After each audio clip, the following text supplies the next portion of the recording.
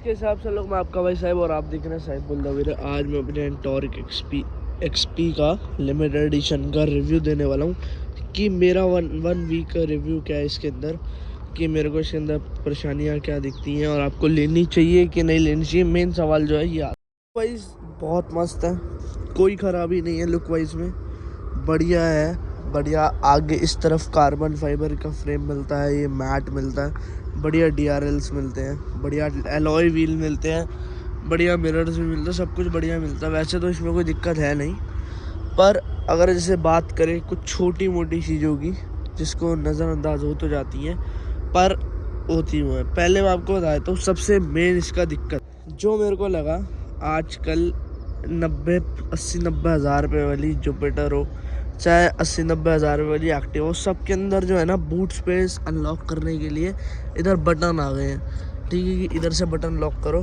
पर इसमें ऐसा नहीं है। इसमें डायरेक्ट इधर चाबी लगाओ, ये फ्यूल टैंक खुल गया और ये बूट स्पेस खुल गया। ठीक है, और बूट स्पेस भी लंबा तो काफ़ी है, पर डेप्थ इसकी बहुत ज़्यादा जो है वो कम है।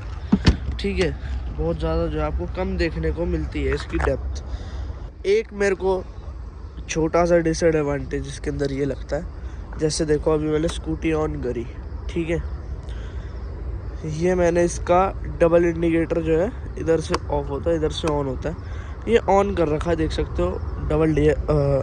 डबल हज़ार लाइट्स जो है वो जल रही हैं। अब जैसे मेरे को लेफ़्ट मुड़ना राइट मुड़ना, मैं यहाँ से इंडिकेटर देता हूँ, मैंने लेफ़्ट का इंडिकेटर दिया तो अभी भी दोनों ही जल रहे हैं। अब मेरे को लेफ़्ट का जब इंडिकेटर चलाना ना, मेरे को ये बंद करने पड़ेंगे डबल इंडिकेटर, तब जाके चलेगा। ये मेरे को थोड़ा सा लगता है, क्योंकि इंडिकेटर दबाने में यार इतना टाइम कहाँ ही होता है किसी बंदे के पास। इसके अंदर कोई दिक्कत नहीं है, माइलेज अच्छी खासी 40-45 के अच्छे से निकाल देती है, कोई दिक्कत वाली बात नहीं है। लुक बिल्कुल मैसिव अग्रेसिव लुक लगती है, कोई दिक्कत नहीं है। बाकी एक छोटा सा डिसएडवांटेज, अब देखना, ये इसके मीटर पे गाइस मैं कभी भरोसा नहीं कर सकता। ये मैंने ऑन करी, ठीक है, अभी इसके अंदर ये पूरा दिखा रहा है कि अभी ये 1 है, 1 है, कोई रिजर्व टैंक नहीं लगा हुआ। इधर से भी देख लो, अब देखना,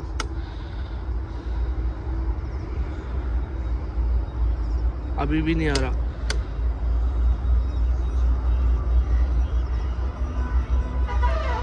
गाइस मेरे कहने का मतलब ये है, आप भी पता नहीं क्यों नहीं आ रहा। ये क्या है ना, जल्दी जल्दी, मतलब अभी मैंने एक बार ही ऑन करूँगा, स्टार्ट करूँगा तो 1 दिखाएगी, फिर दोबारा से बंद करके ऑन करूँगा तो फिर रिजर्व टैंक दिख जाएगा, फिर दोबारा से बंद करके ऑन करूँगा तो 1 डंडी दिख जाएगी। मतलब ये दिक्कत इसकी थोड़ी ज़्यादा मेरे को थोड़ी लगती है, क्योंकि इसमें भरोसा नहीं कर सकता। एंड गाइस अभी इसकी नंबर प्लेट आई नहीं है, तो मैं आपको क्या ही बताऊँ। बाकी अगर मोड्स वगैरह इसके अंदर देखे जाएँ तो ये रेस मोड मिलता है, ठीक है, हेलो रेसर अभी करके आएगा, रेस मोड। इधर से स्ट्रीट मोड चेंज हो जाता है।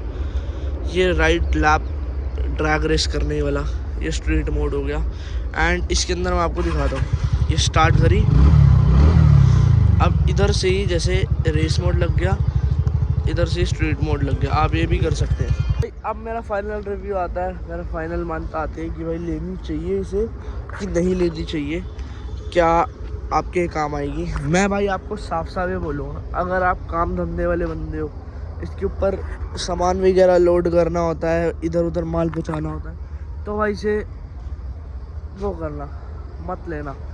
अगर आप उसके लिए ढूंढ रहे हो तो आप एक्टिवा या फिर कोई और जुपिटर वगैरह इसकी ढूंढ सकते हो, पर अगर आप काम धंधे वाले बंदे हो तो इसे रहने देना। और अगर ये उनके लिए जिन्हें लॉन्ग राइड्स मारनी है, अच्छी माइलेज चाहिए, अच्छा सब कुछ चाहिए, जैसे लॉन्ग राइड वगैरह मारते हैं और बढ़िया लुक वगैरह चाहिए, तो उनके लिए है।